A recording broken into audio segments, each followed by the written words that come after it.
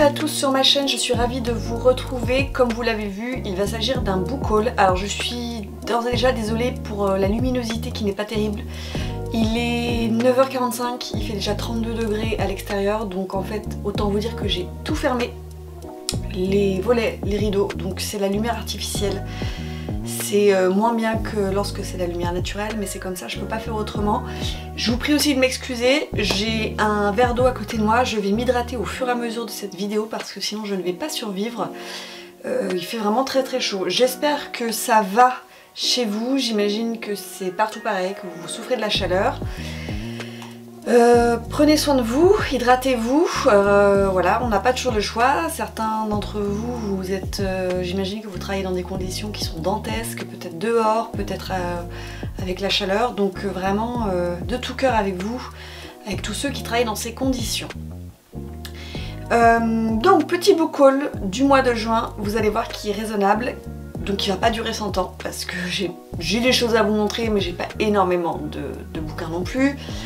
J'ai fait une petite commande de Gibert, donc je m'étais acheté 5 livres chez Gibert, ouais c'est ça, 5 livres. Et après ce sont des services presse, et vous allez voir que côté service presse, j'ai pas grand chose, parce qu'en fait, il n'y a pas grand chose il n'y a pas beaucoup de sorties en juin, en juillet forcément. J'ai déjà quelques livres de la rentrée littéraire du mois de septembre, et puis bon, comme d'habitude j'ai pas demandé énormément de choses, donc vous allez voir ça va aller plutôt vite. Je vais commencer du coup par les services presse avec un premier roman que j'ai reçu de la part des éditions c'est Black Lab, que j'ai déjà lu, qu'il faut que je chronique en vidéo et sur Instagram. Je l'ai lu, j'ai beaucoup aimé. C'est Son employé de Samantha Ice. Je l'ai chroniqué en fait, non, je l'ai chroniqué dans ma dernière vidéo, je suis perdue. Oui, dans ma dernière vidéo, mon dernier point lecture, vous retrouvez ma chronique sur ce bouquin. Je ne l'ai pas chroniqué sur Instagram, c'est pour ça. Donc je reprends, c'est Son employé de Samantha Ice, c'est aux éditions Black Lab. Je vous laisse vous référer à ma dernière vidéo pour mon avis. Le pitch très rapide, on est dans un huis clos avec une famille qui va emménager chez une amie qui prête sa maison, qui est une très belle maison. Et cette amie est partie en vacances, donc elle leur laisse la maison le temps que leur propre maison à eux, qui a été partiellement détruite dans un incendie, soit reconstruite. Et en fait, le premier jour, lorsqu'ils arrivent, une employée va se présenter, elle s'appelle Marie, et en fait, elle va s'immiscer peu à peu dans la vie de la famille. Voilà.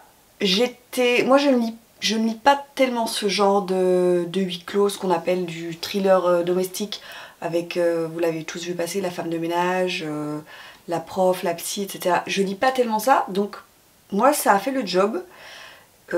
J'ai plutôt bien apprécié cette lecture. Après, si vous êtes habitué, vous allez peut-être pas trouver que c'est sensationnel, mais moi j'ai trouvé que c'était vraiment très très bien. En tout cas pour les vacances, c'était idéal. Donc celui-ci, il est lu. Et je vais le poser, je ne sais pas où, je n'ai plus de place. On va le poser là. Ensuite, j'ai reçu de la part des éditions Gallimard dans leur collection Série Noire Les Maîtres du Domaine de Jo Nesbø. C'est la suite du premier roman Leur Domaine, que j'avais adoré, qui mettait en scène deux frères confrontés à la mort de leurs parents. C'était à la fois un thriller mais à la fois un roman qui parlait de la famille. Je l'avais trouvé vraiment sensationnel, ça avait été un coup de cœur. Et là Gallimard m'a proposé de le recevoir, donc c'est une suite. Donc je pense que c'est quand même mieux si vous avez lu le premier tome, parce que j'imagine que ça va vous spoiler le premier tome si vous lisez celui-ci directement. Et donc cette fois-ci on retrouve à nouveau les deux frères, Roy et Carl, qui veulent préserver forcément ce qu'ils appellent leur domaine, donc leur propriété. Et donc ça va magouiller à fond. C'est du polar, c'est suédois? Non, c'est norvégien. C'est norvégien. Mais vraiment, lisez Leur Domaine, c'était excellent et j'ai hâte. Je l'ai mis dans ma palle du mois de juillet, me semble-t-il. En tout cas, il va être lu cet été. J'ai reçu de la part des éditions Rivage Baignade de Andrea Michaud, qui est vraiment tout petit. On est dans du thriller roman noir.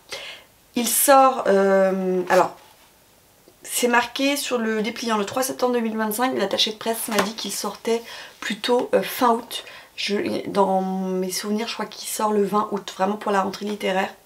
Donc Andrea Michaud, elle est canadienne, elle est même québécoise. Ouais, c'est ça. Est-ce qu'elle écrit en français? J'imagine qu'elle écrit en français. Oui, c'est ça, elle écrit en français. Ici, on est avec Max et Laurence, un jeune couple sans histoire qui va passer leur été, en tout cas des vacances au camping du lac aux sables, avec leur petite fille Charlie. Mais la joie va être de courte durée puisque le propriétaire du camping va tout faire déraper et enclencher un engrenage fatal. Une décision prise sur un coup de tête, un mauvais chemin, une météo dantesque, un homme rattrapé par une violence qu'il ne soupçonnait pas, tout va basculer dans l'horreur pour cette famille. Ça me fait beaucoup penser, le résumé comme ça, à Suck Van Island de David Van, ou Vacances avec un enfant, où tout va déraper. Voilà, on va voir où ça... Il n'est pas très gros, hein. On est sur du 234 pages. Donc j'ai hâte de découvrir également ce roman, qui sera lu donc celui-ci au mois d'août pour la rentrée. Alors, tout frais, tout neuf, je les ai reçus la semaine dernière, de la part des éditions City. Donc il se lance dans une nouvelle saga de Cozy Mystery. Donc j'ai reçu le premier tome qui s'intitule Un rendez-vous à mourir, c'est de Evie Hunter. Et nous avons également reçu, je dis nous parce que c'est les influenceurs, les partenaires avec City, Crime à la carte, donc toujours de Evie Hunter, donc premier tome, deuxième tome. Celui-ci sort le 2 juillet, celui-ci je crois que j'ai vu sortir le 7 juillet. Donc c'est la saga en fait Un rendez-vous à mourir. On est avec Alexis qui est journaliste d'investigation qui perd son emploi. Elle va fuir la ville et se rendre à la campagne pour panser ses plaies. Elle va aller à Hopgood Hall, un magnifique petit hôtel tenu par un couple d'amis. Mais à son arrivée, ces derniers sont désemparés. Leur amie Nathalie a disparu depuis plusieurs jours. Donc du coup, on va avoir Alexis qui va mener l'enquête avec l'aide de son chat Cosmo, qui est grognon et légèrement asocial. Voilà, ça c'est pour le premier tome. On nous dit que c'est le premier tome d'une délicieuse série de Cozy Mystery So British. Et voilà. Ouais, c'est ça. Et après, vous avez le deuxième tome. Donc je vais essayer d'en caler un au mois de juillet. Celui-ci, il faut que je le rajoute à ma pile de juillet. Et j'aimerais caler le deuxième tome au mois d'août. Comme ça, ce serait fait, ce serait bien. Et comme ça, je vous en reparle très rapidement. Et ensuite, j'ai reçu la rentrée littéraire des éditions Albin Michel avec lesquelles je suis partenaire. Donc dans leur catalogue, moi je n'ai choisi qu'un seul livre. J'ai choisi Les étoiles errantes de Tommy Orange. Donc c'est chez Albin Michel, un roman qui se passe au Colorado, donc qui démarre au Colorado en 1864. Et on va suivre Bird qui est survivant du massacre de Sand Creek, qui est envoyé à la prison de Fort Marion en Floride. Donc elle est Cheyenne, donc elle est indienne de la tribu Cheyenne. Elle est forcée d'apprendre l'anglais, de se convertir au christianisme et de se choisir un nouveau nom. Voilà, et l'idéologue de ce processus de civilisation se nomme Richard Pratt, un ancien soldat qui a fondé la tristement célèbre Carlisle Indian School. On est sur un sujet qui m'intéresse énormément, c'est-à-dire comment aux futurs États-Unis, en Amérique, mais ça s'est passé dans plein de situations. On a enlevé la culture des autochtones, on les a dépossédés de leur culture, on l'a même dépossédé jusqu'à leur croyance, jusqu'à leur nom, pour essayer de les intégrer à la société, de les civiliser. C'est le mythe du bon sauvage, on va le civiliser pour finalement faire disparaître en fait cette culture. Voilà, c'est une assimilation forcée qu'on retrouve dans plein de processus de colonisation. Donc ici il s'agit des États-Unis, mais vous le retrouvez notamment avec la France, notamment je crois que ça s'est passé en Guadeloupe, en Martinique, où on a fait subir ça aussi à des enfants. Ça a l'air vraiment très bien. Et celui-ci, donc ça sort pour la rentrée littéraire, donc la rentrée littéraire d'Albin Michel, c'est vraiment fin août. Donc celui-ci, je l'avais demandé. Et j'ai eu la surprise de recevoir dans l'enveloppe 2 autres romans de la rentrée littéraire. donc le prochain Amélie Nothomb qui s'intitule Tant mieux. Je ne peux rien vous en dire puisqu'avec Amélie Nothomb, il y a toujours derrière rien. Voilà, résumé, tant mieux, la version joyeuse de sang-froid. Donc je ne sais pas du tout de quoi ça parle. Comme d'habitude avec Amélie Nothomb, c'est écrit super gros et c'est tout petit. On est sur 212 pages. Donc il sera lu également pour la rentrée littéraire, parce que ça va aller très vite. Donc ceux-ci, je me les réserve au mois d'août, voire début septembre. Je vais peut-être les mettre dans ma palle du mois de septembre en fait. Ce sera peut-être plus intelligent de ma part. Et j'ai reçu donc un troisième tome également, c'est Combustion de François Gaget. Alors, ça m'intéresse, je vais le mettre quand même dans ma palle de mois de septembre, je vais le lire parce que quand même j'ai reçu le bouquin, la moindre des choses c'est de le lire. Ça a l'air quand même intéressant. On est en octobre 2023, la centrale nucléaire de Flamanville va exploser. Et on va se retrouver avec Paul qui est banquier d'affaires sur le déclin, qui randonne avec deux amis. Et ils vont être pris au piège de la zone contaminée. Voilà. Ils sont contraints d'entamer une marche épuisante pour leur survie. Je pense que ça va se lire assez bien. On est sur 330 pages. Je viendrai vous en reparler une fois que j'aurai lu. Donc ces trois-là, je les mets dans ma palle du mois de septembre pour la rentrée littéraire. Voilà, donc ça, ce sont les services presse que j'ai reçus. Service presse que j'ai reçu. Je voulais juste vous montrer ce que j'ai acheté. C'est pas à moi, c'est pour Mathias, pour mon fils. Je lui ai pris le nouveau tome de Chasseur de fantômes. Donc c'est le tome numéro 11 qui s'intitule Traque dans le train fantôme. C'est de Andrés Medioso et c'est publié chez Pocket Jeunesse. Il adore cette petite collection, donc il les a tous. Un tome sort tous les 3 mois, donc je vous dis pas quand la date arrive à échéance, il est comme un fou et il le lit dans la foulée. Alors c'est des livres en fait, bon, c'est écrit gros avec des dessins et Mathias est fan. Et si vous avez un enfant qui rechigne un peu à lire, qui n'a pas encore franchi le cap de lire sans images, qui a encore besoin d'être accompagné avec des illustrations, vous pouvez lui offrir. Donc c'est Chasseur de fantômes, il y a 11 tomes et ça se lit vraiment très bien. Voilà, donc ça c'est la petite acquisition de Matou. Je passe cette fois-ci aux achats. Vous allez voir que j'ai été très raisonnable. En plus ce sont que des achats d'occasion. Donc on y va. Je me suis fait une petite commande Gibert parce que j'avais un peu le moral dans les chaussettes en ce mois de juin. Et du coup quand j'ai le moral dans les chaussettes, je vais pas m'acheter des sacs, je vais pas m'acheter des chaussures, moi je vais m'acheter des bouquins. J'avais une cagnotte assez conséquente sur le site de Gibert et donc je me suis pris des livres. Donc je me suis pris déjà 2 poches d'occasion, donc tout est de l'occasion. J'ai pris le tome 2 de Succubus, je crois que c'est ça la saga, c'est la saga Succubus. Voilà, donc j'ai le tome 1 que j'ai ici, que je n'ai toujours pas lu. Je me suis pris le tome 2, donc c'est Succubus Nights de Richelle Mead, c'est aux éditions Milady. Donc Milady c'est un label de chez Brajlon. J'aimerais bien quand même le tome 1 le dégommer parce que ça m'intéresse énormément. On est avec, alors c'est de l'urban fantasy, donc on est avec des vampires, notamment avec Georgina qui est un démon. Alors c'est pas un vampire, c'est un démon qui tire sa puissance du plaisir des hommes. Ok. Et surtout elle est libraire. Voilà, donc c'est ça qui m'intéressait, le contraste entre le fait qu'on ait affaire à une créature de la nuit et puis donc le mythe de la succube et le fait qu'elle soit libraire. Alors cette couverture est hyper kitsch, j'adore. Je crois qu'il n'y en a pas énormément dans la saga, il me semble qu'il y en a 5 ou 6, donc voilà. Et alors sur Gibert je l'ai payé 2,80 €. Autant vous dire que je l'ai pris. En plus franchement il est, enfin pour un livre qui date quand même un peu, parce que il est pas tout neuf. Ça date de quand ça? Ouais, 2008. 2009. 2009 pour celui-ci. Vous voyez, il date un peu. Il est en bon état. Donc je suis très contente de mon petit achat d'occasion.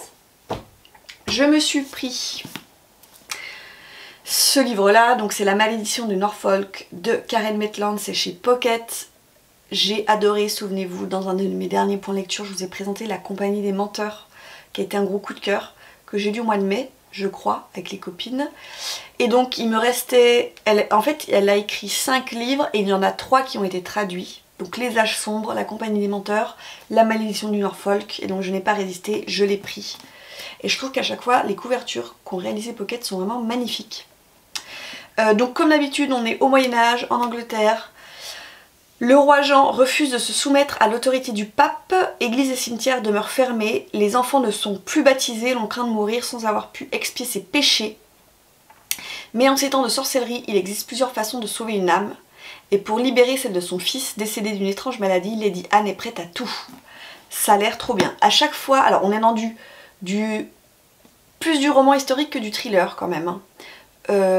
Sachez-le, mais elle fait vraiment un travail de fond, Karen Maitland, où elle va chercher vraiment, bon bien sûr l'histoire avec un grand H, mais tout ce qui est rituel, tout ce qui est tradition autour de la religion, et c'est vraiment très bien documenté, et c'est une plongée au cœur du Moyen-Âge vraiment excellente. Donc je vous conseille Les Âges Sombres, je vous conseille La Compagnie des Menteurs, et je viendrai vous parler de ce 3e tome lorsque je l'aurai lu. Ensuite, je me suis pris le dernier Joyce Carol Oates.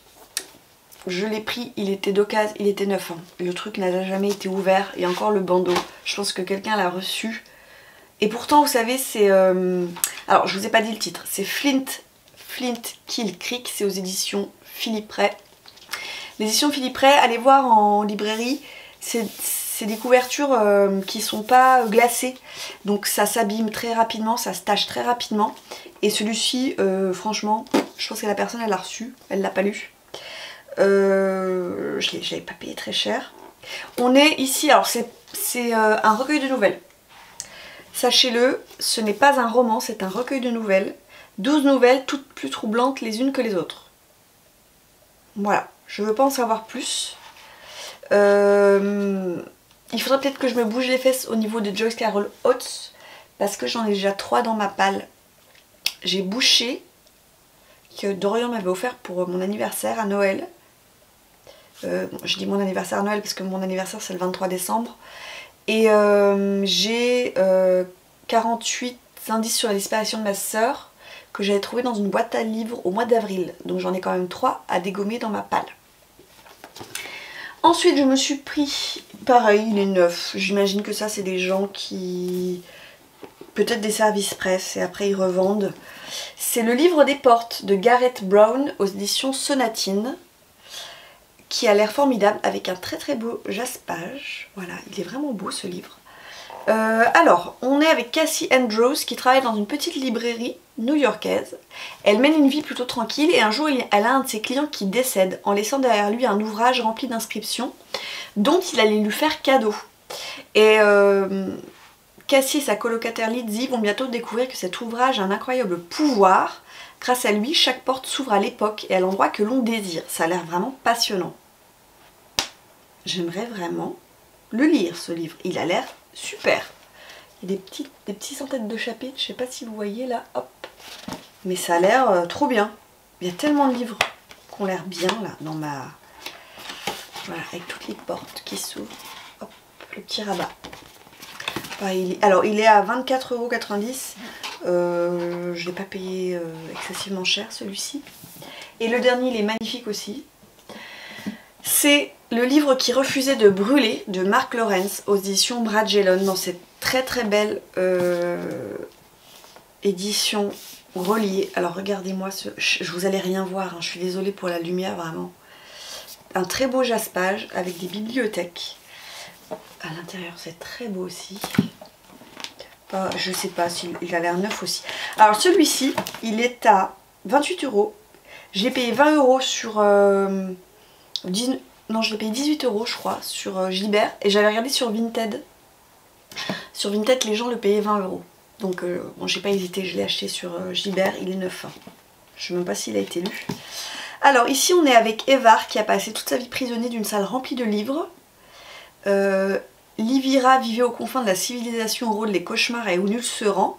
Et lorsqu'elle est arrachée à son village, elle se consacre à l'étude des mystères qui irriguent la grande bibliothèque.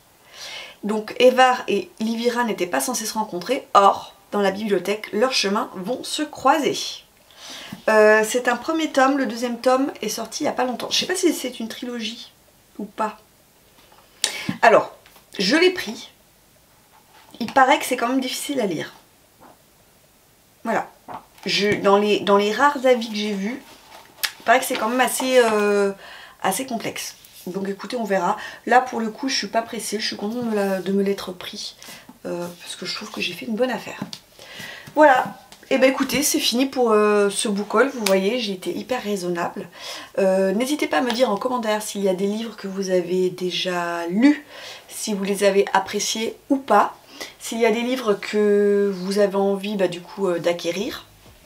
Si vous avez envie aussi de faire une lecture commune, n'hésitez pas. Ça se passe sur Instagram.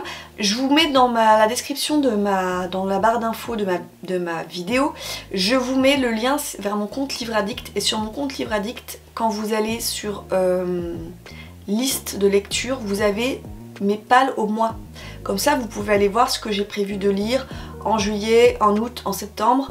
Et comme ça, on peut se programmer des lectures communes et puis je peux en ajouter s'il le faut. Voilà, n'hésitez pas à me dire tout ce que vous allez lire cet été, le roman vraiment qui vous tente le plus et que vous êtes sûr de lire cet été. En attendant, je vous laisse. Je vous retrouve dans une prochaine vidéo qui sera sans doute un point lecture parce que j'ai déjà 2 lectures devant moi, bientôt une 3e. Je vais pas trop tarder à vous faire le point lecture parce qu'après j'oublie rapidement ce que je veux vous dire. Voilà, je vous laisse, je vous souhaite de très très belles lectures, prenez soin de vous et je vous dis à bientôt pour une nouvelle vidéo. Bye bye.